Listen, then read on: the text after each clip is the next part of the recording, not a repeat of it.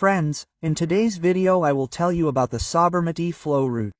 Yes, this is the same river on whose banks Gandhiji started his salt march from the Sabarmati ashram and broke the salt law by making salt on the Dandi coast.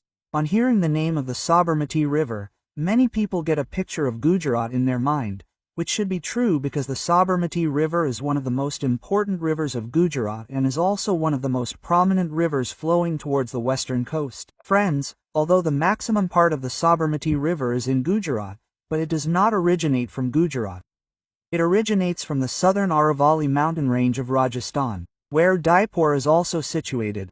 Let me tell you that Udaipur is known as the state of lakes because there are many lakes here. One of those lakes is Debar Lake, which is in the southern Aravalli mountain range, and the Sabarmati river originates from there. If we talk about its flow, it starts from Udaipur in Rajasthan and travels about 48 km, and enters Gujarat from Sabarkantha. After this, it travels about 323 km in Gujarat. That is, if you add 48 km and 323 km, then the total length of this river will be 371 km. Finally, it falls in the Gulf of Khambhat in Gujarat from where it merges with the Arabian Sea. Now let's talk about its tributary rivers. So, see, it is going towards the Western Ghats, so if it is going here, then according to this direction, the upper part will become right and the lower part will become left. There is only one such river here which comes directly from the right side, and the rest of the rivers come from the left side. The first river comes from the right side, which originates from Padran village, Udaipur, whose name is Sai River, and it meets Sabarmati River at Mahudi in Gujarat. So this is a very important river. It is the first and comes from the right side. Which is it? It is the right river. Now, apart from this, all the rivers that will come from the left side, and most of the rivers will come from Udaipur in Rajasthan. As I said, Udaipur is a city of lakes. So, many rivers originate from here which are its tributaries. The second river that comes from the left side is the Wakal River, which comes from Udaipur from the Aravalli mountain range and meets Sabarmati River a little ahead of Mahudi. After this comes the Hathmati River, which originates from the Aravalli mountain range, which comes and meets directly here. Now pay attention here that Hathmati River also has a tributary whose name is Guhai River. It is asked, the Guhai River meets the Hathmati River and the Hathmati meets the Sabarmati River.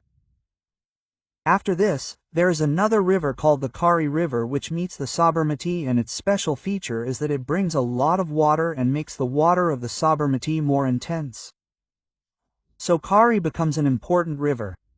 And just below Kari, there is another river called the Vetrak River, which is the longest river. It is the longest tributary of the Sabarmati River. The Vetrak River originates from the hills of Dungarpur in Rajasthan, so it becomes very important. So these are all the rivers that come from the left side. Which are they? There is Wakal, there is Hathmati. A tributary of Hathmati is the Guhai River. After this there is Kari, and one is your Vetrak. From here, there is only one river from the right side, the Sai River. So these are the tributaries about which questions are asked. After this, you will be asked which are the main districts that are located around it. So look, Sabarkantha is a district. Apart from this, Ahmedabad, which is the commercial capital of Gujarat. There is Gandhinagar, which is the political capital of Gujarat. There is also Mahsana area. Questions are asked about this as well, and there is also your Anand district. So Sabarkantha, Gandhinagar, Ahmedabad, Mahsana and Anand district are very important districts. Do remember them.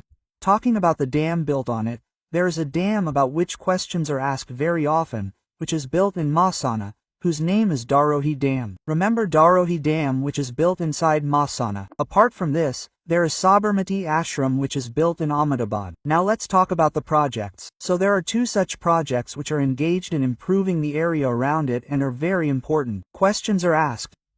One is Sabarmati Nagar Vikas Yojana and the other is Sabarmati River Front Development Project.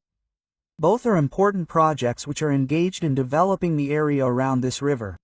Which are they? Sabarmati Nagar Vikas Yojana and Sabarmati River Front Development Project. Finally, its basin area remains, which you also know as catchment area. So the total basin area of Sabarmati River is 21,674 square km, out of which 4124 square km is inside Rajasthan and 1550 square km is inside Gujarat. So friends, this is the Sabarmati River flow route.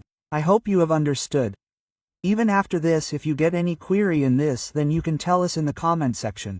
So friends, that's all in today's video. See you in the next one.